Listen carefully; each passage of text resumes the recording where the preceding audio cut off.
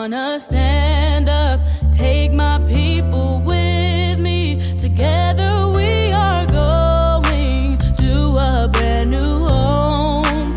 Far across the river, can you hear freedom calling, calling me to answer? Gonna keep on keeping on. Então vamos lá. Falamos de colônia até o final das revoltas emancipacionistas, então agora a gente começa a falar do final do período colonial, que basicamente começa no começo do século XIX, então a gente vai pegar as décadas de 1800 a 1820 para organizar essa questão do final do Império. Então o primeiro ponto, que é o pontapé inicial para começar a entender o contexto que vai levar à independência do Brasil, é o período joanino. Então, relembrando algumas coisas da história geral, para vocês poderem fazer a comparação, o período joanino ele é o período no qual a família real portuguesa e todo o aparato administrativo da corte portuguesa vieram para o Brasil por ocasião das guerras napoleônicas na Europa. Então, vou retomar essa questão das guerras napoleônicas. A gente pode pensar, isso acho que seria, hoje em dia, sobretudo, a corrente majoritária na historiografia de que a era napoleônica ela é uma continuação da Revolução Francesa. E Napoleão vai continuar os ideais liberais, sobretudo, né? O Código Civil Napoleônico, a laicidade do Estado, ele vai expandindo isso pela Europa.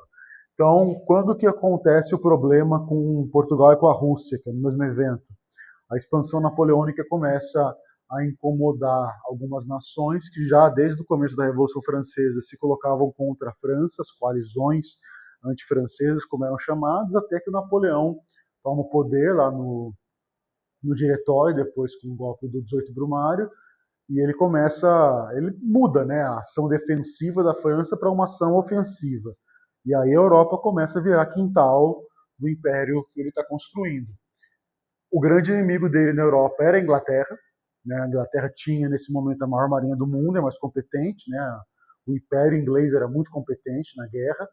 Então, o Napoleão, não conseguindo atacar diretamente a Inglaterra, vai fazer isso de uma forma indireta, através do Decreto de Berlim de 1806. Então, ele invade o Sacro Império Romano-Germânico, dissolve o império, e através do Decreto de Berlim ele decretou o bloqueio continental, lembra? Então, nenhum país da Europa, nenhum porto que era aliado da França, esse aliado não precisa entender como sendo um aliado voluntário. Ele pode falar assim, ó, esse pessoal todo aqui faz parte do meu império, ainda que esse pessoal não reconheça. Então, o que significa na prática que as nações da Europa não podiam comercializar com a Inglaterra sob pena de invasão francesa. Né? Então, o bloqueio continental em geral teve dois pontos fracos, Portugal e a Rússia. E os dois pela mesma razão. A gente pode até elaborar um pouquinho mais da Rússia para referir com a história geral. A mesma razão que seria o contato com a Inglaterra, comercial. Então, Portugal tem um contato comercial com a Inglaterra já há muito tempo. Né? Isso já falamos aqui até há pouco tempo atrás sobre o Tratado de Mitten, né, 1703. Então, Portugal e Inglaterra eram parceiros comerciais já de longa data. Por isso que não é nenhum problema para Portugal cozinhar o Napoleão em banho-maria e falar para a Inglaterra, ó, tô com esse problema aqui, me ajuda a resolver. E a Rússia também tinha uma relação com a Inglaterra. Nessa época, começo do século XIX, a Rússia começa um processo de industrialização ainda bem tímido, mas com a importação de máquinas inglesas. Então a Rússia vai importar tecnologia inglesa e também produtos industrializados ingleses, e isso torna essa relação, esse vínculo dos dois ainda maior. Então, quando acontece o bloqueio continental, a Rússia e Portugal desobedecem. Aí, no caso de Portugal, a Inglaterra faz um acordo com Portugal, que já era um projeto antigo do Reino de Portugal, não era nenhuma novidade. Foi pensado, até um dos nomes que pensou isso antes era Dom Rodrigo de Sousa Coutinho, que era transferir a sede do Império para sua colônia mais rica. E, além disso, transferir para uma área que fosse um pouco mais inteligente para a gestão. Né? Porque se pensar no Império Português, tem Portugal, tem Brasil, tem a África, tem a região da Índia. Nessa época estava no Japão, começando a colonização também, não colonização, né, mas a influência no Japão. Então, quer dizer, esse império todo ele estava muito assim no mapa, né? E Portugal estava aqui. Então, era mais interessante, do ponto de vista administrativo, colocar a capital aqui, no Brasil, Rio de Janeiro, que estaria no mesmo meridiano aqui dos demais, do que ficar muito longe, né? Estaria um pouco mais próximo. Então, essa ideia econômica já existia em Portugal.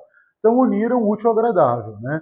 Então, a vinda da família real para cá, muito embora alguns tenham escrito que foi uma fuga, que foi às pressas, a gente tem que avaliar e ponderar isso bastante, porque, primeiro, não veio o rei, a rainha, 2 filhos, o cachorro, veio 15 mil pessoas. Né? Eles não trouxeram, sei lá, um PlayStation, um par de meia e o guarda-roupa da rainha, trouxeram máquina impressora, que nessa época era gigante, trouxeram todo o tesouro real, trouxeram a biblioteca real, trouxeram um arquivo secreto, né? Então uma carga bastante grande com uma tripulação bastante numerosa, não dá para você fazer um negócio desse de última hora. Então o projeto já existia, tinha respaldo inglês, e o que talvez tenha sido apressado foi o embarque da tripulação dos navios, porque a França invade Portugal antes do que era esperado, porque a Espanha tinha um acordo com a França, acabou capitulando e aí não resistiu à travessia napoleônica, pelo contrário, cedeu passagem e aí eles chegaram antes do que era esperado. Então a gente não pode tratar como uma questão de picaretagem, sabe? A família real fugiu, Dom João fugiu, Dom João era um idiota, só queria saber de comer frango e fazer besteira. Não é bem essa a ideia, né? Até uma parte da literatura republicana brasileira pintou Dom João assim, como um banana, mas não é bem essa a história. O cara é inteligente, né? Até, isso eu nunca comprovei documentalmente, mas ainda que seja uma lenda, é legal. Né? Reza a lenda que Napoleão teria escrito em suas memórias que o único que o enganou seria Dom João. Então nós temos um panorama europeu que está bastante adverso à continuidade da monarquia ali. Então vir para o Brasil, longe de ser uma fuga no sentido de alguém está desesperado e precisa de uma solução emergencial e rápida, foi um projeto. Só que isso vai trazer uma série de consequências para o Brasil colônia que vão justamente desembocar no fato da colônia não se manter como colônia. Muita coisa mudou e aí isso ficou insustentável. Além disso, no contexto, a gente pode pensar iluminismo, liberalismo na Europa, isso vai influenciar em Portugal, Portugal vai ter, que a gente não estuda aqui no currículo brasileiro, mas a gente costuma estudar iluminismo em inglês e francês, mas o português é tão profícuo quanto, e é muito interessante. E também contexto de dependência dos Estados Unidos, 1776, da América Espanhola, com a coroa portuguesa aqui no Brasil.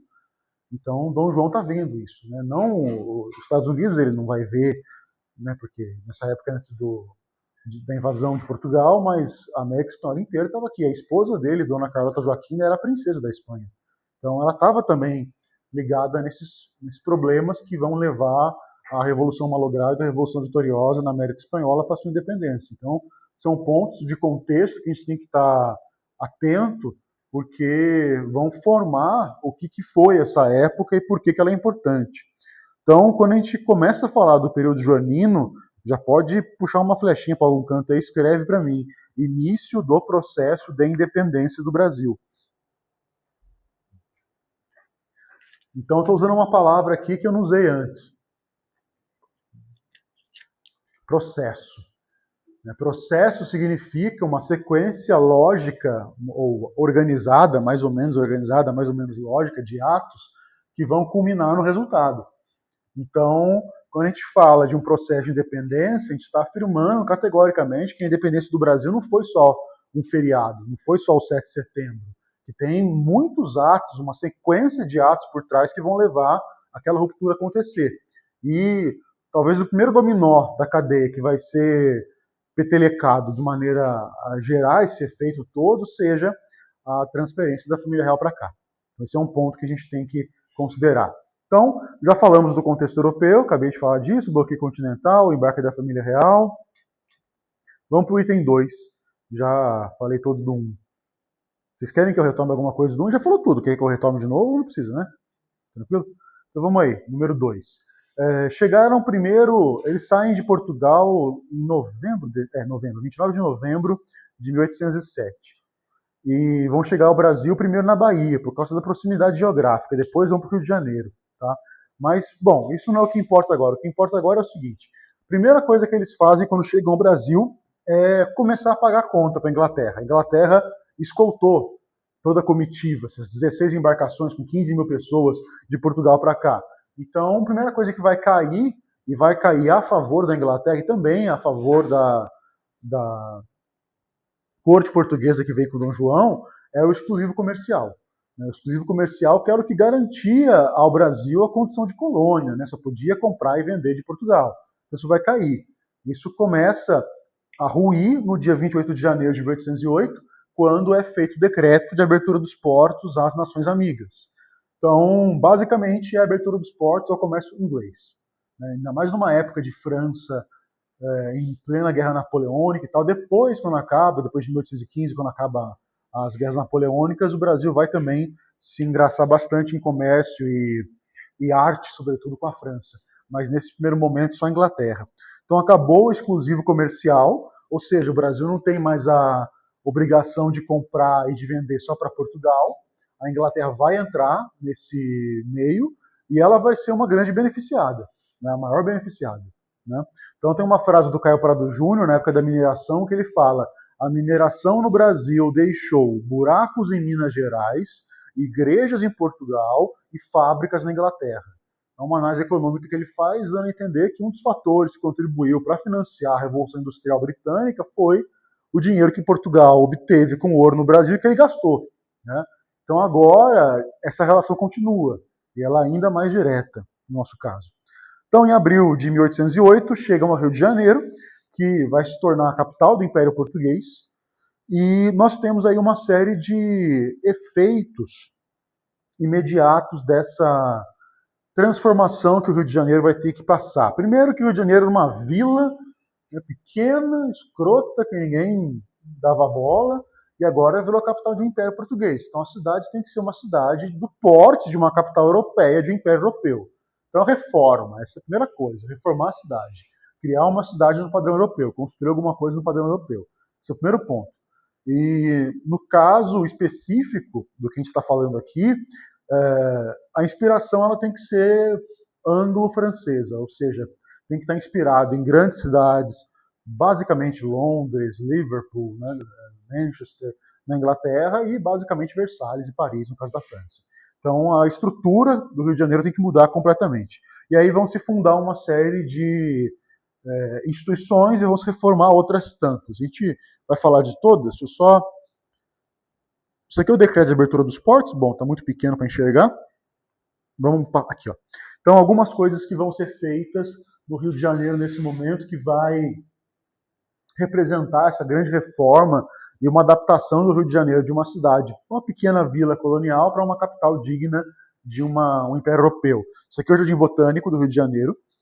Qual que é a importância de um jardim botânico, de um museu, de um teatro? É espaço de entretenimento, espaço de convivência. Né? Nessa época não tem shopping, nessa época não tem, sei lá, internet, as pessoas elas convivem face a face, por mais estranho que isso possa parecer. Né? Conversam. Então, um espaço para poder ir lá e, enfim, ter um dia, piquenique, comer alguma coisa, passar com a família, estar na natureza. O que tem de obras de arte do século XVIII e XIX na Europa, que retratam cenas de famílias juntas em parques, vendo o pôr do sol e tal, nossa, são centenas. Então, isso era o tipo de entretenimento que eles tinham no cotidiano. Né? Essa é uma fonte que veio de um navio da França importada, está lá até hoje, no Jardim Botânico. Aqui temos também uma parte da flora marítima, né? A Vitória Régia, que inclusive tem esse nome por causa do Dom João. Essas arcadas também típicas francesas estão lá no Jardim Botânico do Rio de Janeiro. Essa aqui é a Biblioteca Nacional, até hoje existe, importantíssimo, o estilo de construção neoclássico. Então ele mistura componentes do estilo clássico, como por exemplo aqui as colunas romanas, com aspectos típicos do começo do XIX, que são aquelas janelas cheia de vitrais e tal, e não é o Art Nouveau, ainda não é o Art Deco, mas está um pouco baseado na cultura clássica. É uma arquitetura que eu pessoalmente gosto bastante. E por dentro é fenomenal. Né? Então, a sala de estudos da Biblioteca Nacional, que é essa aqui, é maravilhosa. É uma das coisas, dá até vontade de estudar. Eu gosto muito de estudar, não é essa a questão, mas, nossa, é um lugar fantástico. Né? E aqui é a entrada para o hall principal. Então, a gente tem uma série de construções como essa. Aqui é o Palácio de São Cristóvão, Quinta da Boa Vista, que vai ser a residência oficial do Império Português no Brasil, depois que ele vai ser... Ele era de um nobre que concedeu para Dom João. Então, foi essa que pegou fogo em 2017. Vocês lembram disso? Era o Museu Nacional. Né? E aí estão construindo e tal, mas muita coisa se perdeu. Então, um espaço muito bonito, né? Dentro, bem padrão francês. E, bom, daqui a pouco eu falo disso. Então, nós temos, além disso, Imprensa Régia, que vai ser o primeiro jornal do Brasil, Gazeta do Rio de Janeiro, ainda com a máquina impressora que veio de Portugal, né? Então começa a circular notícias em papel, isso é importante, já é uma comunicação do governo com as pessoas, já era informação, já era também um certo controle sociopolítico. Banco do Brasil, Casa da Moeda, então vai ter que emitir moeda agora aqui em solo brasileiro, né?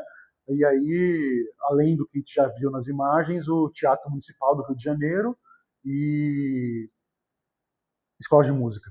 Então, a ideia é criar cultura, entretenimento. É uma coisa que está em baixa nas últimas décadas, né, e sobretudo quando a gente pensa em função de Estado e até mesmo em consumo. Né? Você vê aqui em São José tem um polo legal de cultura, que é a Fundação Cassiano Ricardo, que é, apesar de ter pouca verba e tal, tem coisas interessantes lá. Tem o Guri, tem o Coro Jovem, tem um monte de coisa. Então, ainda tem um pouco disso, mas dá para perceber até pelo público, né, que não é um tipo de coisa que se deseja consumir mais como entretenimento. Né? Quantos de vocês já foram no concerto sinfônico do Coro Jovem de São José dos Campos aqui na cidade?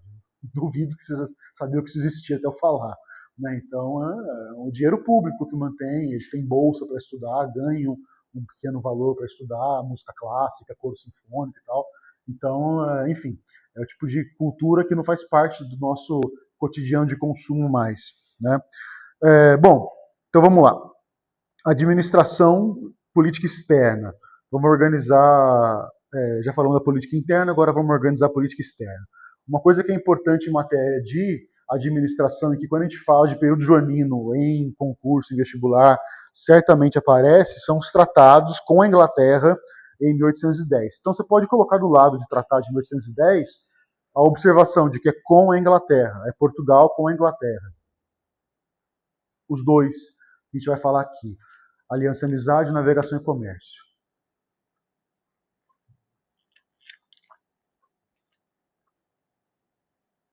Então, vamos começar pelo Navegação e Comércio. É um tratado que vai discutir tarifas alfandegárias. O que é alfândega?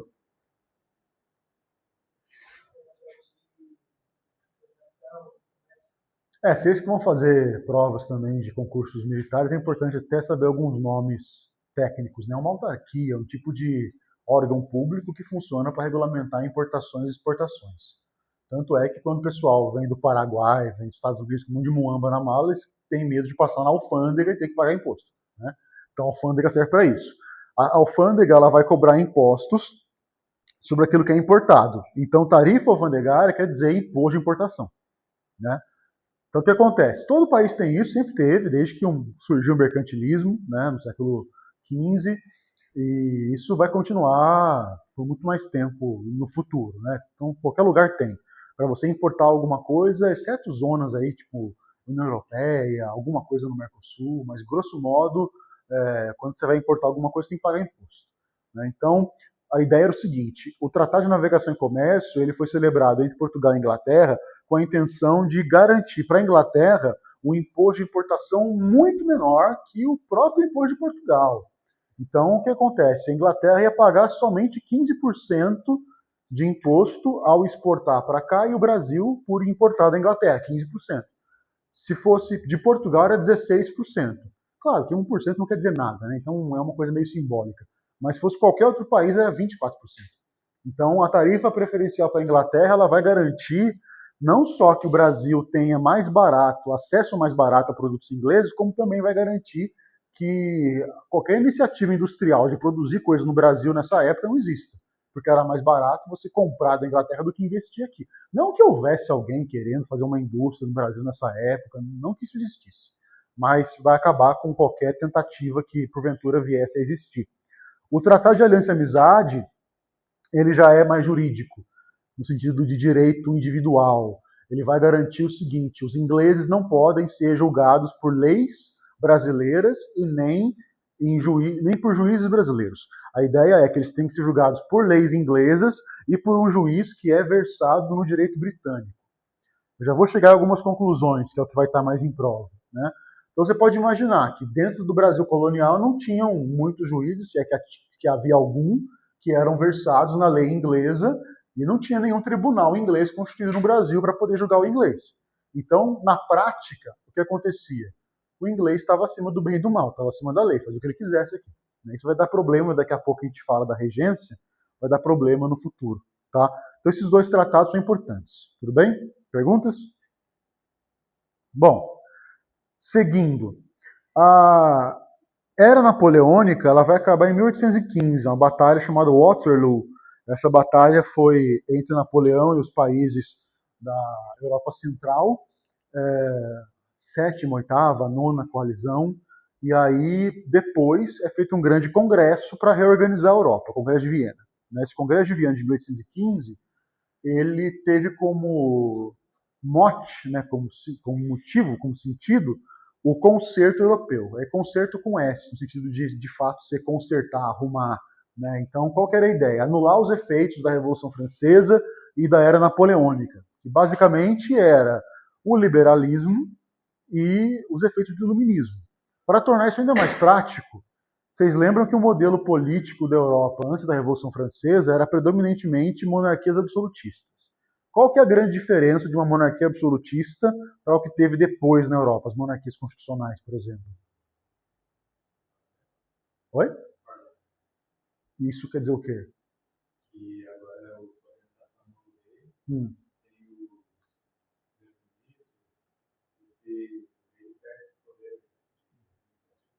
Tá. Esse é um caminho bom. Então, pensar que tem um parlamento, que o poder está dividido. Isso é uma questão iluminista do Montesquieu, dividir o poder em três esferas para que ele não seja dominado absolutamente. Então, tem o poder executivo, legislativo e judiciário. O executivo governa, o legislativo produz as leis, o judiciário fiscaliza o cumprimento ou não delas. Então, grosso modo, é isso que o Montesquieu previu. Então, havendo a divisão dos três poderes, o negócio começa a funcionar de uma forma que ninguém acumule poder absoluto. Mas tem uma segunda coisa, que é fundamental para a Revolução Francesa, para a Revolução Inglesa, e que geralmente vocês esquecem, que é a responsabilização. Ou seja, durante qualquer sistema de governo autocrático, por exemplo, o absolutista, o rei está acima das leis. Ninguém pode responsabilizar o rei quando ele faz alguma coisa errada. Se ele faz alguma coisa contra a lei, tudo bem, a lei está abaixo dele. Agora, num modelo que é liberal, não. O rei ele é o governante é responsabilizado pelos atos que ele pratica. Ele pode sofrer impeachment, ele pode ser deposto, ele pode uma série de coisas. Então, muito embora depois do Congresso de Viena a Europa continue a ser monárquica, ela não vai ser mais absolutista. E essa monarquia constitucional vai ter um poder legislativo para dar suporte e para dividir o poder com o rei, então vai diminuir o poder real, vai limitar o poder real através de uma Constituição. A Constituição sendo, a gente pode entender como um manual de instruções de como funciona o Estado, e ela vai estabelecer como funcionam os poderes. Quem é esse Pokémon? Tá. Enfim, de qualquer sorte, além disso, nós teremos a questão do liberalismo, que vai gerar também a repercussão de responsabilização do governo. Então, esses dois pontos que vão vir para a história da Europa depois da derrota de Napoleão são importantes. Bom, falando do Brasil nesse contexto, o Congresso de Viena ele tinha essa intenção, concerto europeu. Então, retornar as coisas às condições anteriores à Revolução Francesa e à Era Napoleônica. Para fazer isso, eles lançaram mão de dois princípios. Princípio da legitimidade monárquica, princípio do equilíbrio europeu. os dois princípios não eram equivalentes, o do equilíbrio era mais importante. Então, o que o princípio da legitimidade dizia? Todos os reis que foram tirados do poder por ocasião da Revolução Francesa ou de Napoleão Bonaparte devem voltar ao trono. Então, Dom João VI, Dom João, né, futuro Dom João VI, que estava aqui no Brasil com a família real por razão de uma fuga de Portugal por conta da invasão francesa, deveria voltar a Portugal. Né? Portugal sendo signatário do Congresso, ele deveria voltar a Portugal. E o segundo princípio, que é o do equilíbrio, ele inventou, né, a ideia de fronteira geográfica artificial para nenhum país da Europa ser muito maior do que outro. Por isso que o Sacro Império Romano Germânico não é restaurado no Congresso de Viena. Então, Dom João ele foi pressionado a voltar a Portugal, né, porque ele não poderia governar o império de uma colônia. Então, a opção que ele encontrou, a alternativa que ele encontrou para não voltar, porque ele não queria, foi deixar de ser, ou melhor, fazer o Brasil deixar de ser uma colônia, elevar o status do Brasil à condição de Reino Unido a Portugal. Então, o Império Português passou a ser um Reino Unido, entre 3 reinos, Portugal, Brasil e Algarve.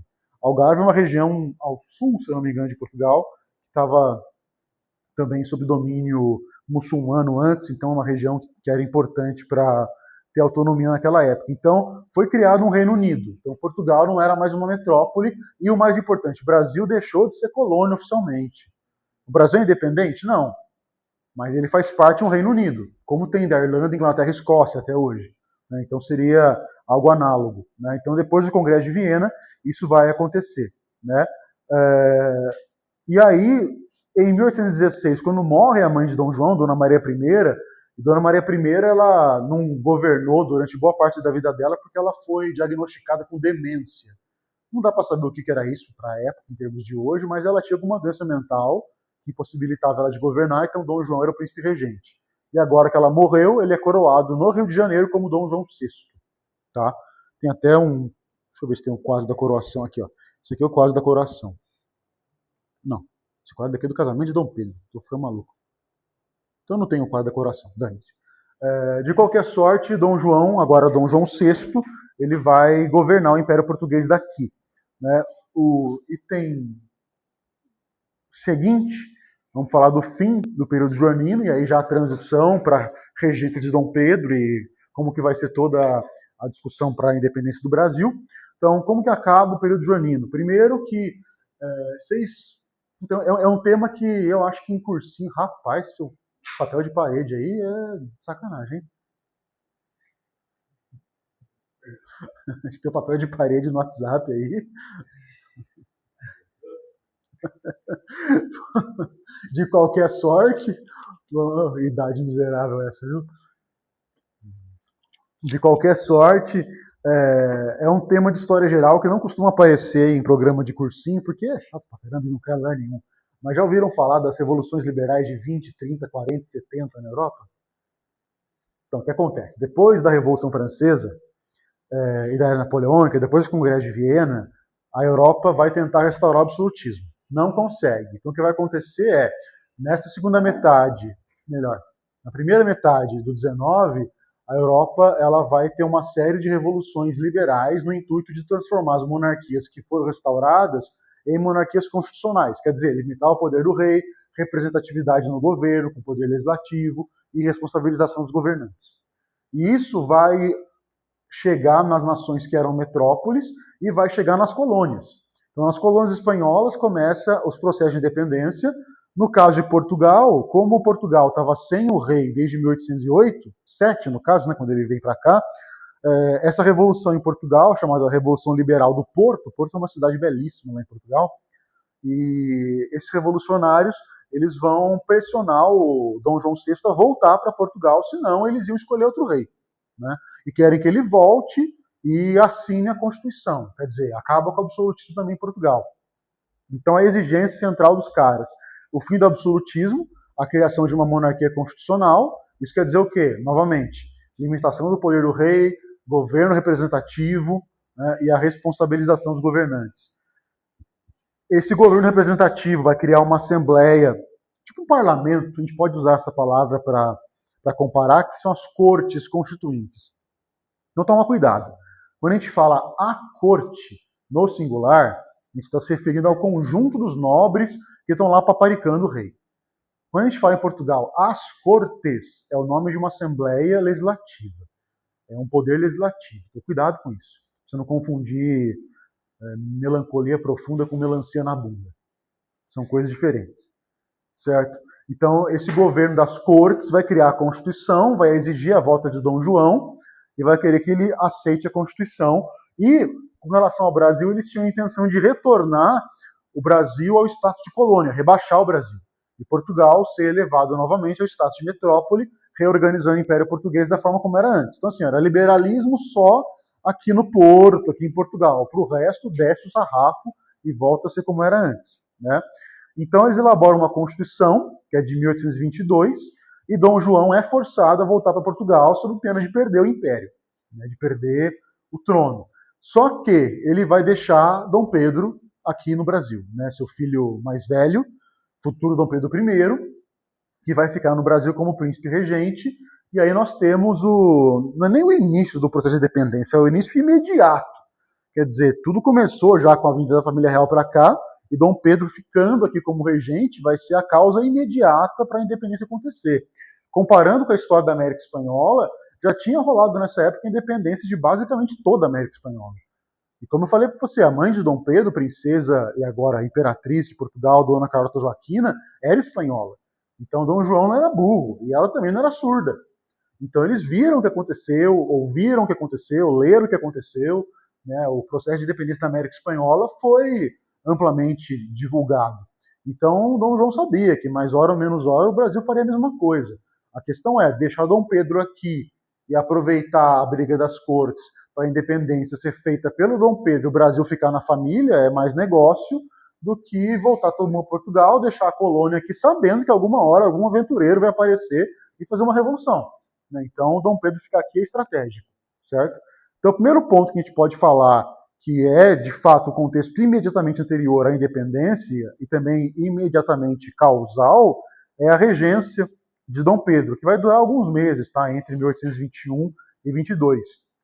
Então, as cortes se reúnem em Portugal, até fizeram uma falcatrua lá para os brasileiros que eram deputados convidados não chegarem a tempo de participar da votação. Eles combinaram uma data, aí saiu uma comissão do Brasil de navio para Portugal, aí no meio do caminho chegou uma carta dizendo que a data foi antecipada. Então, quando os brasileiros chegaram lá, tinha acontecido a votação fazia tempo. Né? Uma manobra bem mesquinha para evitar a participação da colônia, ou do Brasil. Né? Então, eles vão se enraivecer bastante com o fato de Dom Pedro ter ficado aqui. E príncipe regente é um título, é um cargo que só existe em países que têm rei, em reinos, não em colônia. O príncipe regente ele está regendo o trono na falta de um rei. Então por que Dom Pedro aqui é regente? Era para ter um rei aqui, não é para voltar, se reorganizar o Império Português? Então começa uma discussão, uma briga entre as cortes que querem que Dom Pedro volte e se submeta a elas, e Dom Pedro, com o apoio de uma elite política brasileira, formada por descendentes de portugueses, evidentemente, por alguns portugueses de nascimento, mas que tinha a intenção liberal de que o Brasil ficasse dependente. Então eles vão bancar o Dom Pedro, falar, olha, você pode brigar com os caras, bate de frente com eles que a gente está segurando para você. Então a primeira medida das cortes, que é pedir para Dom Pedro voltar sob pena dele ser preso, vai ter uma resposta, que é o dia do fico, né, dia 9 de janeiro de 1822. Dom Pedro, com apoio dessa elite, vai dizer que fica no Brasil. Depois, em maio do mesmo ano, as cortes enviam uma legislação dizendo que todos os decretos do príncipe regente são nulos. Aí ele cria uma lei chamada Cúmplice, dizendo que tudo que vier de Portugal só vai valer aqui se ele falar que vale, se ele der o cúmplice. Então fica esse cabo de guerra, né, durante alguns meses. O Dom Pedro, nesse meio do caminho, contratou um sujeito inteligentíssimo, chamado de patriarca da independência do Brasil, tido como patrono, grandemente por trás da nossa independência, que é José Bonifácio de Andrade Silva. E o Bonifácio, ele era um estadista já aposentado, ele aposentou e voltou para o Brasil, ele era brasileiro de nascimento, fez faculdade de Direito em Coimbra, salvo engano, e aí trabalhou muito no Império Português, e quando ele aposentou, ele quis ficar aqui, pediu para o rei deixou. E Dom Pedro chama ele, uma conversa secreta, ninguém sabe o que aconteceu, porque o Bonifácio, de forma registrada, tem escrito que ele não queria aceitar nada de Dom Pedro, não queria trabalhar com política mais, mas ele sai de lá ministro de Dom Pedro para chefiar uma assembleia que iria criar uma constituição para o Brasil. Então, quer dizer, se o Brasil quer fazer uma constituição e tem um príncipe regente, isso está muito claro, que a ruptura entre Brasil e Portugal é inevitável. Nenhuma colônia que tenha intenção de se manter obediente à metrópole vai escolher um governante próprio e querer criar uma constituição própria. Então já tinha esse conflito abertamente, descaradamente. Né? Então as cortes começam a apelar, falar para Dom Pedro voltar, chamando ele de rapazinho, de molecote, ele tinha 21 anos na época, né? Era de fato bem jovem, então xingando o cara, ofendendo o cara para ele voltar. Né? E isso é o mês de setembro de 22, onde Dom Pedro estava numa viagem para Santos, né? Entre as coisas que ele foi fazer estava lá uma das amantes dele, né?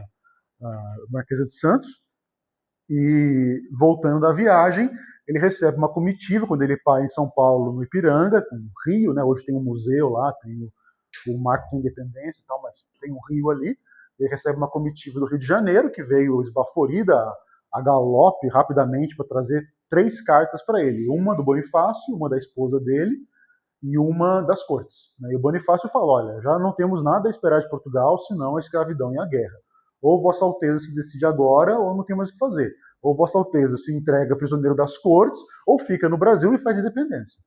Então, é esse momento que vai levar a grande cena do Grito de Ipiranga. Né? Evidentemente, eu não entendo por que virou piada isso no Brasil, né? Mas evidentemente que essas histórias, como o Grito de Ipiranga, como qualquer história da Revolução Francesa, da Revolução Russa, da Revolução Americana, são histórias que, quando se cria ali um momento, um evento importante, transformador, elas são aumentadas. Né? São histórias que são fantasiadas, são, né, um pouco adornadas com elementos que não são reais. Mas isso não quer dizer nada, não é um problema. Né? Ninguém está falando que foi literalmente assim. Então tem muita gente que fala, não, Dom Pedro estava com dor de barriga, estava usando o Rio Ipiranga como privada, aí chegou não sei quem, tem relato disso e tal, mas um pouquinho de patriotismo não faz mal para ninguém, sabe? Não ficar diminuindo a figura do Dom Pedro como um cagalhão que estava lá na beira do rio com diarreia, não sei até que ponto, para que serviço isso serve, né? Para que isso presta? Então eu prefiro falar para vocês que essa versão mais pomposa não corresponde literalmente aos fatos, mas falar dela, porque é importante para a construção do imaginário da nossa nação.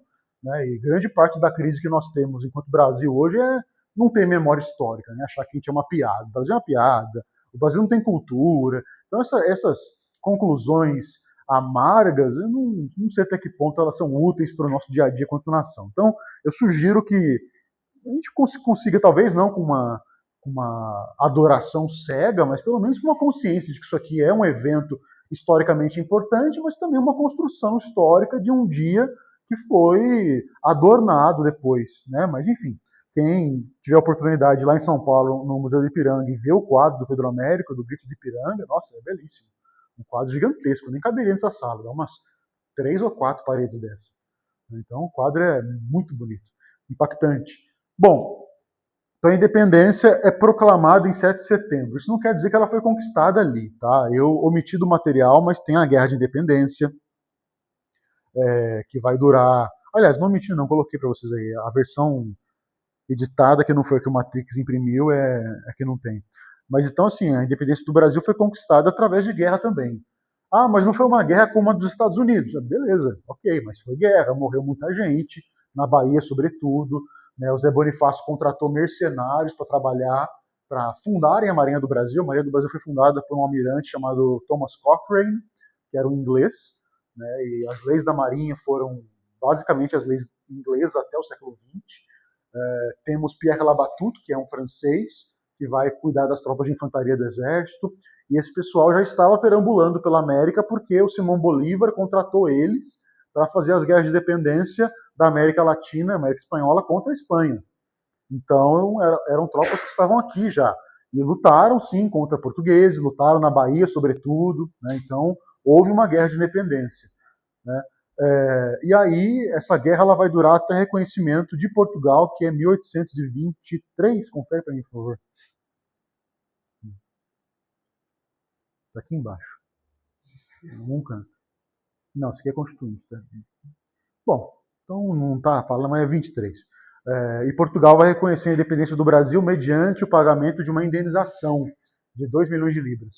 Tá? Então o Brasil vai ter que pagar para Portugal. Então, além da crise financeira de Dom João ter voltado para Portugal e levado todo o tesouro do Banco do Brasil, Dom Pedro vai ter que lidar com outra crise, que é emprestar dinheiro da Inglaterra para pagar essa indenização para Portugal. Né? Então a gente encerra assim o período colonial com a independência do Brasil e algumas características dela. Primeiro, manteve a monarquia, comparando com a América Espanhola, isso é diferente. A América Espanhola, grosso modo, tirando 2 casos, que seria o México e Cuba, ela virou república. Né? O México virou um império, primeiro a monarquia, Agustín Iturbide, e Cuba não ficou independente nessa época. Foi só em 1898 com a Guerra Hispano-Americana. Mas enfim, isso não importa agora, só fazendo um paralelo. Então, manteve-se a escravidão e a estrutura socioeconômica. Então, é uma coisa que é até meio óbvio de pensar. Isso é uma independência, não uma revolução social. Então, a estrutura que tinha pré-independência se mantém. Né? Não tinha nenhum... Aliás, se a gente parar para pensar na estrutura liberal de pensamento dessa elite que apoiou Dom Pedro, eles eram mais liberais do que ele. Eles eram mais republicanistas do que ele. O que não quer dizer que Dom Pedro não era um liberal. Né? Mas a gente chega lá daqui a pouco. Tudo bem até aqui, então? Vamos lá. Primeiro Império, Regência e Segundo Império. Esse é o caminho que a gente vai fazer até o dia de hoje. Primeiro Império, a gente começa falando sobre a organização da política interna através da criação da primeira Constituição do Brasil. Então, é comum que a gente comece a falar desse assunto, não pela Constituição de 1824, mas por um projeto anterior que não deu certo em 1823. Então, vamos lá. O anteprojeto de 1823. O que acontece? O que é um anteprojeto? Quando se cria uma lei, antes da lei ser aprovada, ela era um projeto de lei, que foi discutido numa comissão, que foi aprovado no plenário da Câmara dos Deputados, que foi sancionado pelo presidente, ou em escala municipal, né, foi discutido pela Câmara de Vereadores e tal. Antes de uma Constituição existir, ela tinha um projeto. Então esse anteprojeto de 23 não quer dizer que foi um texto constitucional que foi de fato aprovado e colocado em vigor. Não. Ele era um projeto, mas que no fim das contas não foi aprovado, porque ele era mais liberal do que Dom Pedro. Tá? Eu não gosto da versão da historiografia que considera Dom Pedro I como um absolutista. Não foi. Mas é fato, ele era liberal, mas até um certo limite. E para Portugal ele foi muito mais liberal do que para o Brasil, depois a gente fala disso. Então, por que esse projeto de 23 ele não deu certo? Por que Dom Pedro não aprovou? Ele era extremamente liberal e parlamentarista.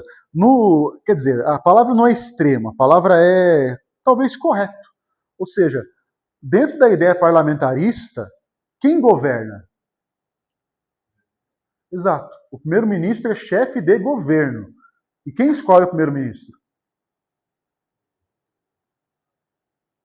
O parlamento, não a população, o parlamento. E quem escolhe o parlamento?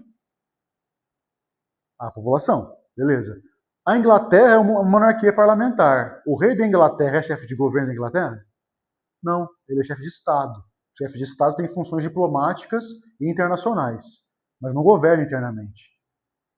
Então, olha a diferença. Chefe de governo, governa efetivamente. Chefe de Estado, representação diplomática internacional. Dom Pedro, ele queria ser chefe de governo. Ele queria governar o Brasil. Mas a galera que apoiava ele queria um modelo parlamentarista de fato. Ou seja, onde o rei fosse chefe de Estado. Ele não governaria efetivamente nada. Foi aí que deu o choque. Tá? A expectativa de Dom Pedro e o projeto liberal do pessoal que fez esse anteprojeto de 23. O que não significa que Dom Pedro não fosse um liberal. Tá? Temos que ter isso em mente. Ele não era tão liberal quanto os caras queriam, mas ele era. Né? Porque se não fosse, não teria Constituição. A Constituição limita o poder do rei. Aquilo que é limitado, por definição lógica matemática, não pode ser absoluto. Alguém discorda disso?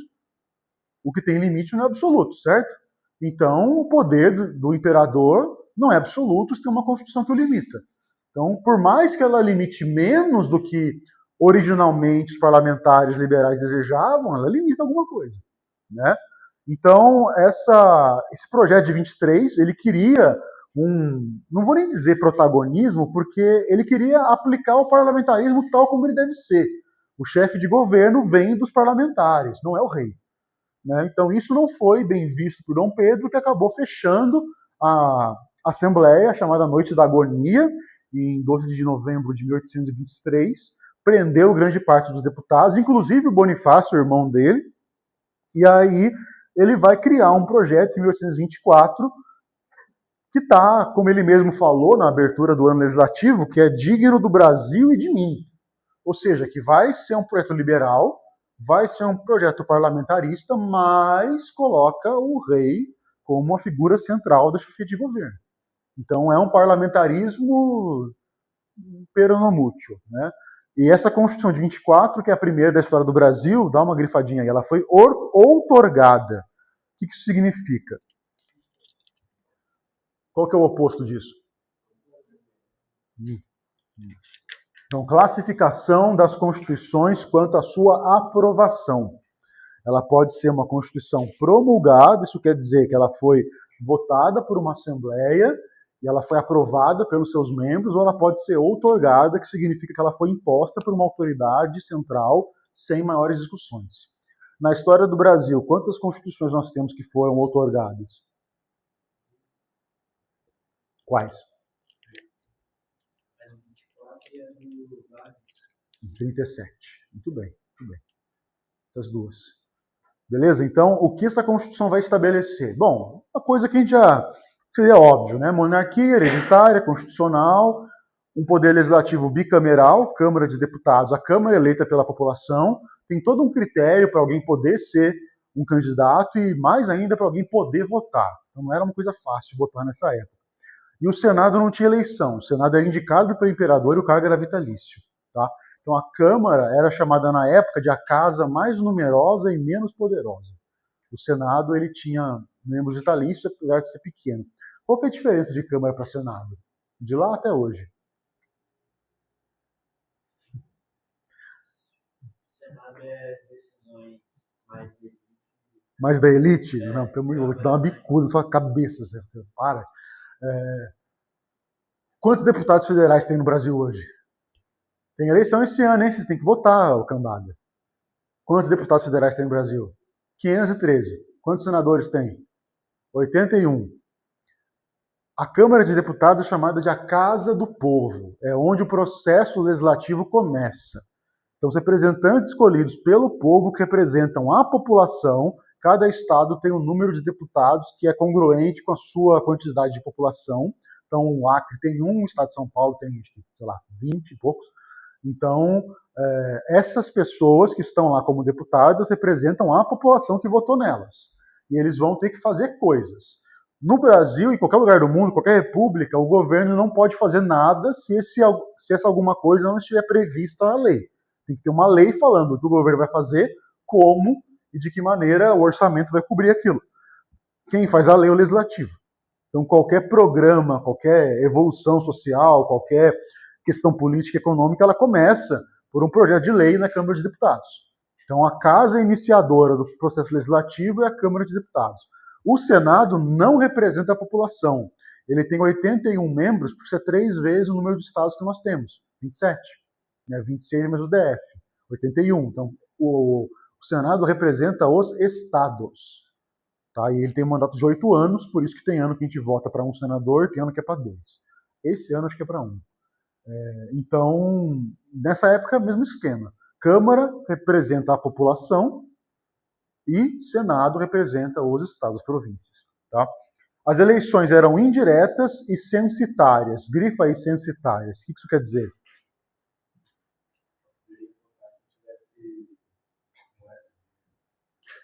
É uma renda mínima, tá? E não é nem em dinheiro, porque nessa época tinha muitas partes do Brasil que nem papel moeda, nem o ouro tinha. Então, eles vão colocar textualmente no artigo da Constituição qual que é aquele valor equivalente a plantações de mandioca. Por isso que alguns chamam de Constituição da Mandioca, a de 23 e de 24, por conta dessa questão, que falam de bens de raiz, indústria, comércio ou trabalho. Então, por que mandioca? Porque a mandioca é o pão da terra, ela nasce em todo o Brasil, todo mundo sabe quanto vale a mandioca. Era como eu falar assim, hoje, só quem tem uma renda de 2 salários mínimos para cima pode votar. Todo mundo sabe quanto vale o salário mínimo ou é facilmente pesquisável. Né? Então é um valor que todo mundo tem facilmente na cabeça. Não era uma grande fortuna que não, tá? Mas já era o suficiente para elitizar um pouquinho. O Brasil nessa época tinha uma das maiores populações votantes do mundo. Era cerca de 7, 8% da população. Isso é uma das maiores do mundo. Isso que se excluiu uma galera, tá?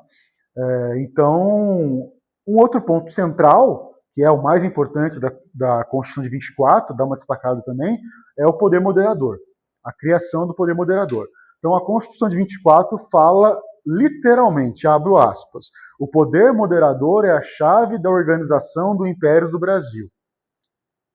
Então, o que acontece? Nós não temos uma divisão em 3, mas em 4 poderes. E o moderador tem a função de moderar conflitos, ou seja, se algum dos 3 poderes estiver em conflito com o outro, o moderador vai entrar em cena para poder apaziguar, certo? O poder moderador era exercido pelo imperador e o poder executivo também. Ele era chefe de governo, chefe de Estado e exercia o moderador. Então ele exercia 2 dos 4 poderes. Outra coisa, na Constituição de 24 está descrito, artigo, se eu não me engano, é 144, mas enfim, posso estar enganado. Está descrito quais são as funções e atribuições do moderador. Se eu pegasse esse texto constitucional para vocês e comparasse com as atribuições do presidente da República hoje, seria basicamente a mesma coisa. A única coisa que muda é que, no enunciado, no caput de um artigo, está falando que o poder moderador não está sujeito a responsabilidade alguma. Esse é o problema. Então, com essa pequena frase, o poder moderador não está sujeito a responsabilidade alguma, Dom Pedro I colocou um pé no liberalismo e outro no absolutismo. Né? Então, isso é uma contradição daquela Constituição. Porque a Constituição, lembra que eu falei agora há pouco para vocês, ela tem que trazer responsabilização dos governantes. Então, se a própria Constituição fala que o moderador não tem nenhuma responsabilidade, é uma incongruência. Mas por conta disso é que vão criticar o Dom Pedro I como autoritário, como absolutista. Tá? Beleza? Tudo bem? Crise do Primeiro Império. Temos alguns elementos para estabelecer a crise. Primeiro, crise financeira. O Brasil ficou independente e teve uma guerra de independência. Eu falei para vocês que o Zé Bonifácio contratou mercenários para lutar nessa guerra, franceses e ingleses. Então ele contratou, teve que pagar. Além disso, o Brasil, para ter reconhecimento de Portugal, teve que pagar uma indenização, teve que pagar. Então essas dívidas foram se somando ao fato de que, quando Dom João VI foi embora do Brasil, ele esvaziou os cofres do Banco do Brasil. Então os gastos militares aumentaram esses problemas econômicos e, somado a isso, tem a crise do Banco do Brasil. Né? Mas não é só.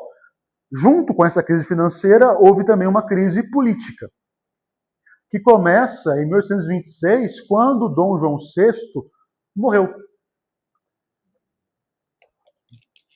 Dom Pedro I era o herdeiro do trono português. Então, qual que é o problema disso? Se Dom Pedro I aceitasse o trono de Portugal, ele seria imperador do Brasil e imperador de Portugal. Potencialmente, isso levaria, se não a completa dissolução, pelo menos a uma grave diminuição da independência do Brasil. Porque ele seria rei dos dois. E aí, como é que isso ia ser? Ia voltar ao Reino Unido? O que ia acontecer? O fato é que alguma autonomia o Brasil ia perder. Aqueles que eram críticos mais exaltados falavam que o Brasil ia voltar a ser colônia. Aqueles que eram mais conservadores diziam que, no mínimo, um pouco da autonomia ia perder. O fato é, ninguém queria saber de Dom Pedro assumir o trono em Portugal. Então ele mandou a filha dele, Dona Maria, para representá-lo e assumir o trono em seu nome. Isso deu problema. Tá? Por quê? Dom Pedro tinha um irmão mais novo, Dom Miguel. Os dois se odiavam, inclusive. E Dom Miguel, quando Dom Pedro não aceitou o trono, não assumiu o trono, naturalmente Dom Miguel seria o herdeiro. Mas Dom Pedro mandou a filha dele para assumir o trono em seu lugar. Dom Miguel declara guerra contra a filha de Dom Pedro e Dona Maria. Porque a lógica é simples. Se você é herdeiro e tem um irmão, tem irmão mais velho e irmão mais novo, o irmão mais velho falou que não quer, a herança passa para quem? Irmão mais novo, não para a filha do mais velho. Ele nunca recebeu herança. Se ele recebesse herança e morresse, aí a filha dele tem mais direito que o irmão. Mas como ele não aceitou o trono, a herança passa para o mais novo. Então ele ficou pé da vida e começou uma guerra contra a Dona Maria. Né? Isso durou alguns anos, vai pesar muito no final na decisão de Dom Pedro.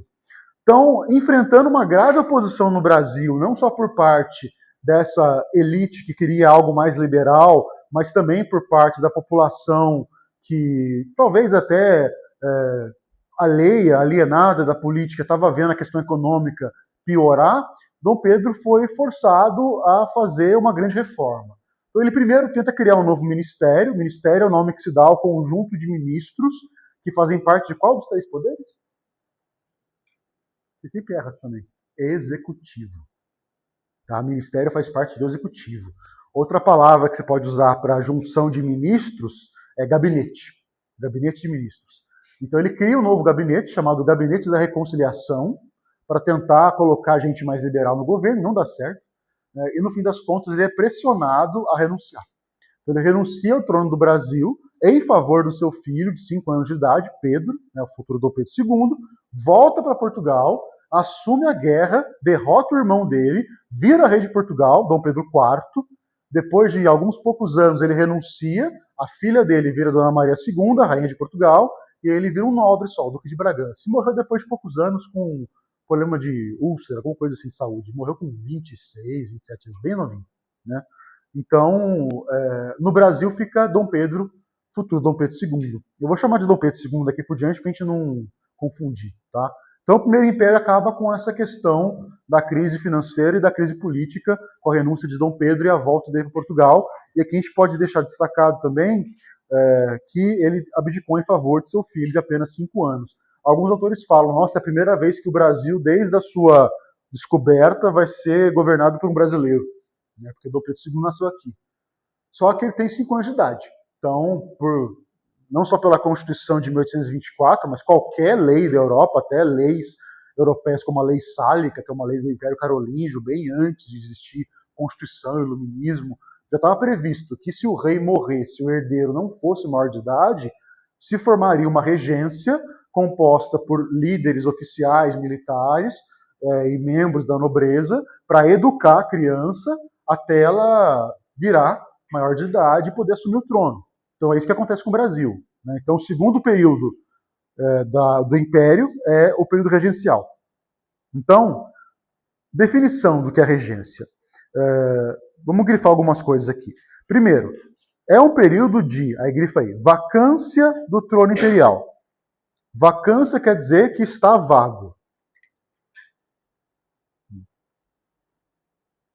Então, o trono imperial do Brasil está vago. E aí, o Brasil vai ser governado por políticos, até a maioridade de Dom Pedro II. Então, você pode grifar também, o Brasil será regido por políticos. Inicialmente tentou-se fazer os comandantes das armas, depois eu falo disso, mas no fim das contas você vai ver que enfim, foi um pouco aquém do esperado. Vou fazer uma conta rápida. 5 para 18, faltam quantos anos? 13. Então, se em 1831, Dom Pedro II tinha 5 anos, ele teria 18 anos quando? 44. Olha a data que acabou a regência. 40. Então alguma coisa aconteceu. Certo? Ela não durou o tempo que ela deveria. Tá? A gente já fala disso depois. Então, o que acontece? Essa é uma época também, eu gosto muito de pensar a regência num foco político, jurídico. Não sou muito fã do foco social. Vou falar das revoltas para vocês porque está no programa, mas eu gosto de interpretar ela com um olhar jurídico-político. A regência foi uma época onde se discutiram formas de estruturação e organização do Brasil. Então, por exemplo, a América Espanhola ficou independente, mas ela não virou um país só. A ideia era ser um país só. Lá da América Central até a Patagônia. O Bolívar queria isso, um país só. O São Martín queria isso, um país só. Mas não deu, fragmentou. Então, o Brasil ele manteve a estrutura territorial e a unidade territorial graças à força imperial no Primeiro Império. Mas na regência isso estava em discussão. Então, sobretudo uma questão que foi criada pelos Estados Unidos. Federalismo ou centralismo? Esse é o grande tema da regência. Então dá uma grifada nisso aí também. Federalismo ou centralismo? Então vamos lá. Vamos com calma, dentro do possível. O que significa federalismo?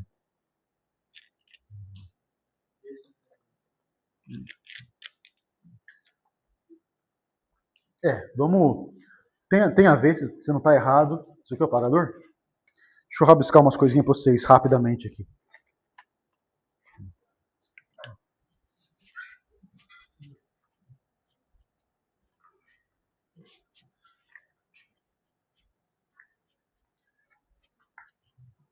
Eu vou aprofundar mais do que precisa, tá? Mas você vai entender isso daqui, você nunca mais vai errar. Então é bom a gente, às vezes, dar um tiro de bazuca numa formiga, porque você fica preparado, né? Então, olha só. Forma de Estado. Então, como o Estado se organiza e como o Estado se formou. Então, primeiro, a gente tem o centralismo. Isso aqui é, historicamente, na história da humanidade, a mais antiga e comum forma de um Estado se organizar. O Estado tem que se centralizar. Você lembra lá na história geral de que o feudalismo na França era uma fragmentação territorial. Aí depois que a França voltasse a ser um reino, houve a formação dos Estados nacionais, que tem a centralização do poder. Então, tudo tem a ver com isso. Isso significaria o seguinte, se eu pensar que essa bolinha que eu estou desenhando aqui é o Estado, e aqui no centro, essa bolinha é a capital, todo o poder ele vai apontar para o centro. Ou seja, o centro governa as partes. A capital governa toda a nação, certo? Sim ou não? Agora eu vou gastar o francês um pouco. Como é que chama um movimento na física cuja força aponta para o centro de uma circunferência? Centrípeto. Então a gente pode falar que no modelo centralista nós temos uma organização centrípeta. Já o modelo criado pelos Estados Unidos da América na Constituição de 1787 é o modelo federalista. E aí, se a gente pensar na física, é justamente o oposto. Ou seja, eu tenho uma capital, eu tenho um Estado, mas o poder é centrífugo. Isso aqui não é invenção minha não, tá? Isso tem no direito constitucional, federalismo centrífugo, centrípeto. Então, quer dizer, é centrífugo no sentido de que se constitui uma autoridade central, mas o poder não fica restrito somente a ela, né? Então, o Estado centralista, eu acho que ficou até uma forma bem clara de vocês entenderem com as bolinhas aqui, né? Se comparar Brasil com os Estados Unidos, o Brasil é menos federalista que os Estados Unidos. Porque os Estados Unidos eram 13 paizinhos que se juntaram para virar os Estados Unidos da América, né?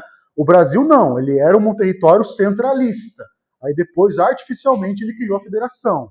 Então, no caso americano, nós temos algo ainda mais centrífugo.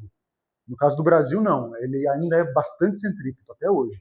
A gente chama de federalismo centrípeto por isso. Porque, por exemplo, lei penal, lei criminal só pode ser feita pelo governo federal. Você pode ter coisas que, sei lá, não pode usar o telefone celular na sala de aula. É uma lei estadual de São Paulo. Não pode filmar em lugar fechado. É uma lei estadual de São Paulo. Mas não tem nenhum crime que é crime em São Paulo e não é crime em outro estado. Então nós temos um papel grande ainda do modelo central. Então isso influencia os modelos de federalismo. Então, a gente pode falar que é uma autonomia local? Pode. Pode falar que é um poder local? Pode, mas a questão isso está na base da estrutura de como se forma o Estado. O Estado foi formado não por uma autoridade central que centralizou em si de forma centrípeta todo o poder, mas sim a partir de outras entidades que vão manter a autonomia e que vão guardar alguma obediência ao centro de uma maneira centrífuga. Tudo bem? Ficou claro? Então, essa é a discussão da regência. O Brasil era centralizador, era centralista, melhor dizendo. Então, na regência vai surgir a discussão de federalismo. Então, a gente vai ter a todo momento essa discussão sendo feita em partidos políticos, dentro de revoltas e questionando a autoridade dos regentes. Os regentes não são nobres. O Brasil não tem nobreza. Os regentes não são imperadores. O imperador foi embora. O Dom Pedro II tem 5 anos de idade. Então, o Brasil ele vai ter que organizar, o governo do Brasil vai ter que se provar a todo momento, porque ele é formado por pessoas que não são nem nobres, nem o imperador, mas que querem estender uma autoridade a todo o território. Então eles querem impor um governo assim. Só que as províncias do Brasil vão querer autonomia, até porque são muito liberais. E pela influência da América Espanhola e dos Estados Unidos, eles querem isso aqui. Então essa vai ser a discussão da regência. Essa é a grande discussão política da regência. Tá? Então vamos organizar aqui os períodos. Primeiro, a regência trina, que teve 2 momentos, de 1831 a 35. Primeiro foi formada a trina provisória, que tinha apenas uma função. 3 regentes, chefe do exército, comandante em chefe do exército, da marinha, e um um membro da corte de Dom Pedro I. Nobreza no Brasil começa a aparecer mais no Segundo Império, criação de títulos e tal, mas no primeiro não vai ter tanto. Tem aí marquês e coisa, mas não é seus como conde, visconde, duque. Isso aqui não tem no Brasil. Né? Então é uma nobreza que não é histórica, ela é artificial. Mas enfim, não importa. Então a única função da regência trina era eleições para a regência, da trina provisória. Era eleições para a trina permanente. E a trina permanente deveria governar até o final da adolescência de Dom Pedro II, até ele ter 18 anos. Né? Então, organizou-se as eleições e criou-se uma regência trina permanente. Então, em vez de durar até 1843, que é a data que marca os 18 anos de Dom Pedro II, ela durou até 1835. Então, alguma coisa de errado também aconteceu. Né? Então, qual que é o grande tema da regência trina permanente e que vai dialogar com o que eu acabei de falar para vocês, essa briga entre federalismo e centralismo? O ato adicional de 34. Destaca ele, por favor.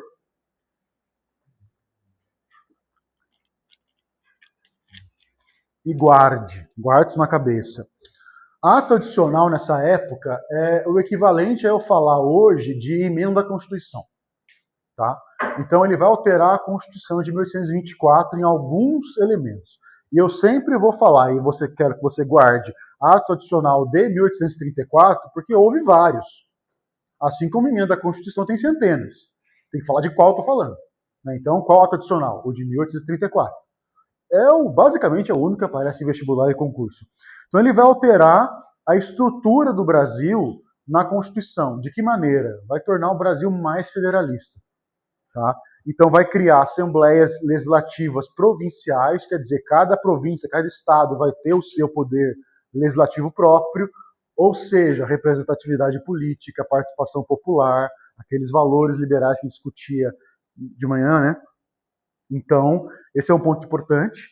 O ponto mais importante é reorganiza-se a regência de trina para una e de permanente para mandatária. Ou seja, em vez de 3 regentes representando o exército, a marinha e a elite brasileira, eu vou ter um regente só. Em vez dele governar permanentemente até o fim da adolescência de Dom Pedro II, ele governa por um mandato de 4 anos. O que isso parece? República, né? Então, por isso que chamam, está na última linha, grifa aí, breve experiência republicana. E evidentemente que o poder moderador não funciona durante essa época de minoridade de Dom Pedro II. Não tem porquê, não tem quem exercer. Certo? Então, a regência acabou virando uma baita bagunça, por conta da discussão federalismo contra centralismo. Essa é a grande discussão da regência. Tá? Então, na regência una, vamos falar de 2 regentes, e aí o foco que se dá geralmente em materiais didáticos e vestibular é social. Então, vamos fazer, não tem nenhum problema. Nada contra isso. É que geralmente toda a parte política que eu te falei, os livros didáticos ignoram. E aí vira só um monte de revolta na Bahia, no Maranhão, que não tem muito porquê. Né? Então, eu acho que sem entender essa parte política e organizacional, é impossível você entender o porquê que tudo isso aconteceu. Bom, primeiro o regente foi o padre Diogo Feijó, deveria governar 4 anos, certo? Então de 35 a 38. Não, foi até 37. Então já temos outro problema aí, né? Algumas revoltas durante seu governo. A primeira, cabanagem, no Pará. Gente, é muita revolta na história do Brasil. Quando a gente pegar a República, então vai ter a República Velha, várias outras. Minha sugestão é tentar entender o que o nome da revolta significa, tentar localizar, né? Então, cabanagem vem de um termo que é cabano. O equivalente é eu chamar alguém de favelado hoje. Então, a cabanagem é uma revolta de favelado, gente que morava em barraco, em cabanas próximas dos rios, lá no Pará, né? Todas as revoltas regenciais vão ter o mesmo problema que vai gerar a revolta e o mesmo resultado. O problema vai ser a nomeação de um governador, um presidente de província, que não era do agrado da elite daquela província. Sempre, em todas, é isso. E o resultado de todas sempre foi o mesmo. Então, pergunta, o Brasil se dividiu ou até hoje é um território gigantesco? Então, todas elas deram errado, certo? Pode ser que tenham dado errado mais ou menos amargamente, mas todas deram errado. E todas também vão ter a mesma intenção, que é fazer uma república naquela região. Então, o separatismo. Então, essas 3 regrinhas, você tendo guardado na cabeça, né? Então, relembrando, primeira regrinha que eu te falei, que é comum a todas elas, a motivação sempre é a escolha de um presidente de província que não era o desejado pela população ou pela elite da província. Segundo, todas dão errado. E terceiro, todas elas têm a função ou como objetivo o separatismo e a república, né? Então, guardando essas 3 aí, você já acerta quase tudo que vier para cima de você. Então, o estopim da cabanagem, como de costume, a nomeação do presidente de província, e é uma revolta que vai ser feita por essa população mais pobre, que vai depor o presidente de província, o governador, que foi escolhido, ocupar a cidade de Belém, mas é uma revolta que não pregou a abolição. Resultado, foi derrotado. Então, meio que parece que eu estou contando só um pedaço da história, né? Mas assim, a nossa função aqui é bem utilitarista, é pensar de fato em como isso vai aparecer na prova de vocês. Não estou aqui para contar causo, muito embora eu goste bastante e tenha muitos causos para contar. Mas não é esse o nosso foco, né? Se tivesse um curso de um ano inteiro, eu talvez desenvolvesse melhor com vocês essas minúcias. Mas o fato é que não precisa, para ser bem prático, não precisa. Farroupilha, isso aqui é a mais importante de todas. No de vocês está indo direto para ela ou está passando pela Sabinada e Balaiada? Eu coloquei então elas depois, ótimo. Aqui o Matrix pegou uma versão de cada material que eu mandei para ele imprimir. Eu não sei o que. Quer dizer, tenho as minhas ideias do que ele fez ontem, mas afetou a impressão do material. Então, a Farroupilha é mais importante. Primeiro porque ela durou 10 anos, ela começa na regência e ela acaba no Segundo Império. Segundo porque, embora tenha sido derrotada, o acordo que encerrou a Farroupilha não foi ruim. Então ela não matou o pessoal que fez a revolta, não prendeu, ela foi bem vantajoso para eles. Então essas 2 características são importantes, tá? Então, contexto. Nós temos produtos feitos pelos gaúchos, sobretudo carne seca, charque, couro, né, que estão sendo tributados pelo governo brasileiro de uma tal maneira que fica mais caro comprar o charque, para qualquer pessoa, fica mais caro comprar o charque brasileiro do que o uruguaio, o argentino, por exemplo, né? Aquela região ali, geograficamente falando, é pampa, né? Pampa é planície. Então não tem muitos acidentes naturais, fora os rios, que separem as terras, né? Então, fora o Rio Uruguai, Rio Paraguai, Rio da Prata, não tem nenhuma montanha ali que separe ali. Então, quer dizer, o cara podia ter uma fazenda que tinha uma parte no Brasil e uma parte no Uruguai, nada impede. Só que ele paga uma tributação mais cara no Brasil para vender o charque do que ele paga no Uruguai. Então, para você, que é quem compra, você não está interessado em saber se é nacional ou se não é. Você quer pagar um preço bom em algo bom, né? Então, para você, compra o uruguaio, dane-se. Então, esse problema levou ao contexto de uma desconfiança já da elite local com relação à regência, né? Os revoltosos eram a elite, dá uma grifada nisso aí, a elite dos estancieiros. Estancieiro é o fazendeiro daquele tipo de fazenda, né, chamada estância.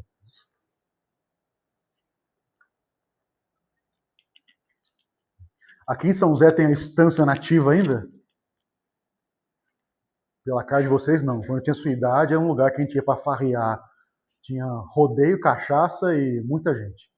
Então era onde a gente podia passear lá para farrear. Enfim, bons tempos. Mas não tem mais, vocês se lascaram. Vocês vão aonde agora para se divertir? No Parque Meia Lua? Desculpa, cara. Mais uma referência a Jacareí. Você mora no Parque Meia Lua? Ah, bom. Oh, porra, né? Aí também seria sacanagem. Bom, então elite dos estancieiros é esse pessoal que são os grandes donos de propriedades ali e aqueles que são grandes produtores de charque e carne seca. Então, propostas da Farroupilha: fim dos impostos na fronteira com o Uruguai. Então, o segundo governante da regência, Araújo Lima, vai governar entre 1837 e 1840, 2 movimentos sociais e um movimento político importante no governo dele. Então, em matéria de movimentos sociais, Sabinada. Essa revolta recebeu esse nome por causa do líder dela, que era um sujeito chamado Doutor Sabino Barroso. Então, o Doutor Sabino é doutor. A gente pode pensar o seguinte: não significa que ele tenha um título de doutorado, mas pode ser que ele seja médico, advogado ou alguém muito importante, que até bem pouco tempo atrás era costume chamar a gente mais rica de doutor, ou de coronel. Né? Coronel até hoje alguns chamam no Brasil, mas doutor era muito, muito comum até bem pouco tempo atrás. Hoje faz tempo que eu não vejo. Mas, enfim, o fato é que você não tem que saber qual é a área acadêmica dele. Você leu, sabe nada, lembra, doutor Sabino. Se o cara é chamado de doutor por qualquer que seja o motivo, não é uma revolta de escravos, não é uma revolta popular. Certo? Então, essa é a relação que eu quero que você faça. Tá? Propostas: independência e república, como de sempre. E um negócio interessante: a libertação apenas dos escravos nacionais que lutassem na revolta. O que é escravo nacional? Que nasceu no Brasil, não foi importado. Tá? Então, o escravo que foi importado, ele não vai libertar de forma alguma. O escravo que nasceu aqui se liberta, mas se ele lutou na revolta. E como de costume, nenhuma delas deu certo, então também foi derrotada. E a última revolta seria a Balaiada. Balaiada foi feita por um sujeito chamado Francisco dos Anjos Ferreira, o balaio. O balaio é tipo um cesto. Né? Quando eu era criança, era muito comum na região que eu morava, que tinha pessoal lá, criançada pequenininha, aí, sei lá, a mãe, a avó de alguém fazia um balaio, botava um monte de fralda de pano dentro e as crianças dentro do balaio. Né? Então ficava lá, as crianças presas dentro daquele cestinho. Então, claro que aqui não estou falando de um cesto para colocar bebês obrigatoriamente, mas o fato é que é um objeto de artesanato feito com palha, né? Então não é alguma coisa que denote que o sujeito era alguém da elite ou algo do tipo, né? E o outro líder, que era um ex-escravo chamado Preto Cosme Velho, ele participou da revolta também. Então, pelos nomes dos caras, a gente pode considerar uma revolta já, antes de saber um pouquinho sobre ela, como popular, né? Maranhão, questão é, Maranhão, durante a época colonial, ele teve produção de algodão, com mão de obra escrava. E também teve droga do sertão antes. Então o Maranhão tinha muita população escrava, cerca de 50%. A Bahia era mais, tá? A Bahia era tipo 90%, 85%, né? Eu tenho família na Bahia, em Salvador, em Caetité, que é no interior, e assim, gente, você vai em Salvador, não tem branco. Não que seja um problema isso, não é, mas assim, o pessoal trata, até a minha tia que mora lá, ela tem que ficar brigando quando ela vai numa loja, alguma coisa assim: eu não sou turista, eu moro aqui, não sei o quê, porque o povo quer vender mais caro para ela, quer passar a perna. Então, a Bahia é um estado que, por conta da colonização, tem uma população majoritariamente afrodescendente. O Maranhão nessa época aqui também. Né? Então, o estopim da balaiada foi uma disputa de poder entre membros da elite, então não é uma revolta de elite, só foi um contexto de panorama, pano de fundo para a revolta acontecer. A liderança popular vem do balaio, Francisco dos Anjos, e o Preto Cosme Velho vai liderar os escravos. Então, como tem escravo na revolta e não é Sabinada, as propostas têm separatismo e república, como de costume, e abolição. Então, dá uma grifada em abolição, porque é a única revolta que fala disso.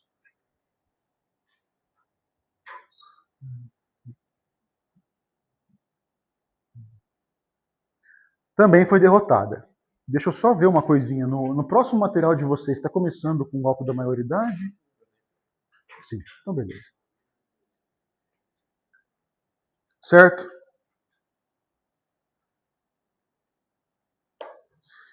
Então, olha só. Nós acabamos o material 5 e 6. Nós temos 7, 8, 9, 10 e 11 e 12. Metade. Estamos num ritmo bom. Amanhã a gente vai poder acabar tudo que eu fiz aqui então. Então eu vou fazer um material a mais de Brasil Contemporâneo, que eu não tinha feito. Eu peço para o Matrix imprimir para a gente fazer no sábado. Aí eu coloco do governo do Sarney até o Bolsonaro. A gente faz um material a mais. Boa. Ritmo bom. Vamos pro intervalo então, xerife?